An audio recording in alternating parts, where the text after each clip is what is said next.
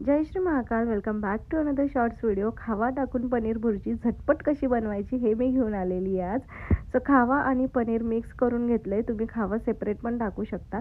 याआधी पण मी पनीर भुर्जीची रेसिपी टाकली, ती पण जाऊन तुम्ही चेक करू शकता.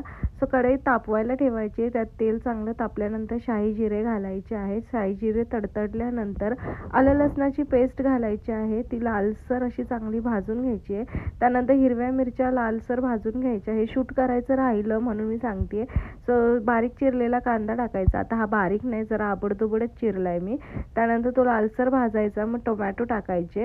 आता टोमॅटो पटकन शिजण्यासाठी मीठ घालायचं. चवीनुसार मीठ घालून घ्यायचं, म्हणजे टमाट्याचा पटकन गाळ होतो. आपल्याला खूप गाळ नाही करायचं आहे, पण मऊसर शिजवून घ्यायचे आहेत. टमाटे कांदा सगळं लालसर परतल्यानंतर, मऊसर शिजल्यानंतर यामध्ये आपल्याला दूध घालायचं आहे. हो, दुधाने खूप छान पनीर भुर्जीला टेस्ट येते. सो दूध घालायचं आहे. दूध आणि दुधावरची साई पण घालायची आहे आपल्याला. त्यानंतर याला चांगला एक बॉईल येऊन द्यायचं, मिक्स करायचं.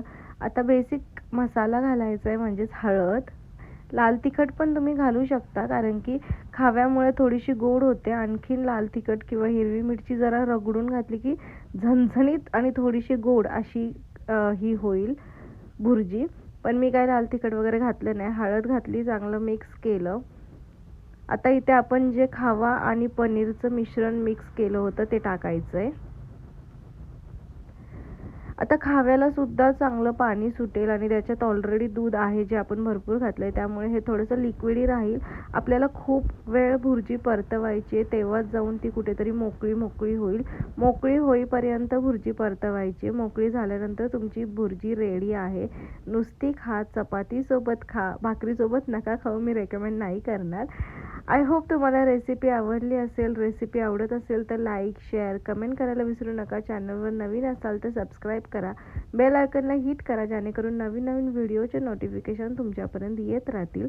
तुम्ही मला खूप प्रेम देताय, त्यासाठी थँक्यू सो मच. जे माझे जुने सबस्क्रायबर आहे त्यांना मनापासून थँक्यू. जे जे लोक लाईक करतात, मला ॲप्रिशिएट करतात, कमेंट करतात, त्यांना मनापासून थँक्यू सो मच. असंच सपोर्ट करत राहा, असंच प्रेम देत राहा.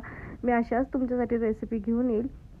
सो कोथिंबीर घालायची हिरवीगार. आपल्याला मस्त ड्राय झाल्यानंतर आपली भुर्जी रेडी आहे. अशीच भन्नाट रेसिपी पुढच्या वेळेस घेऊन येईन. तोपर्यंत स्टिल दॅन खाओ पिओ खुश रहो. बाय.